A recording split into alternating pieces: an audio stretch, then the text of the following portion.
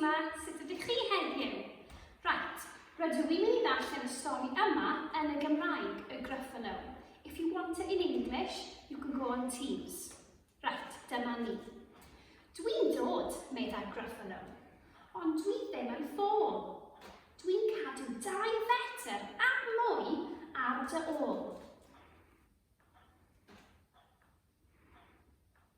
Aroswch mewn heb na bwyd na be. Dyn ni'n gwneud y siopa, i gyd yn eich lle.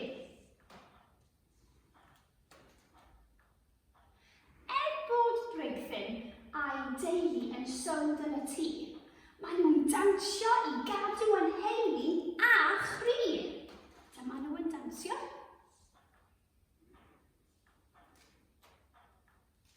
Mae taid a nain mor unig, ond peidiwch â sôn, mae'n calonnau yn codi pan dda'r plant ar y ffôn. Mae lle ar fy mrwsh, oes, ond dysgwch y gan. Rhaid cadw 2 fetr a mwy ar wahân. Nawr, mae'r plentyn y Gruffalo, mae'n rhaid i ni ddweud, yn gwrando ar dad ac yn gwybod beth i wneud. Fi di'r cawl mwyaf glân, yn y dre yma, mae'n siŵr. Ro'n mochi mor drylwr a sebon a dŵr.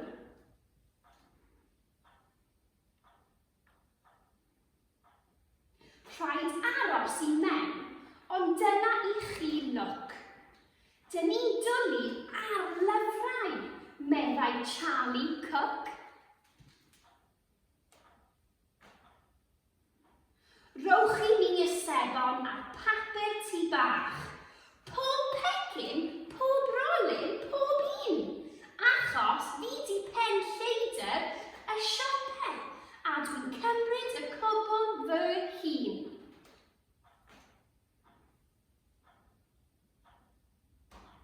Efallai bod popeth wedi stopio am nawr, ond cyn hir fe gawn ein priodas fawr.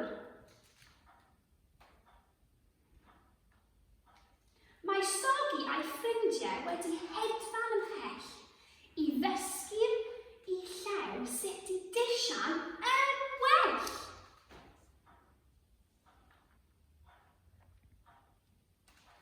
Mae Prunella a Pat yn saff yn ei fflat ac yn cael ei sboilo gan Tabi a Tat.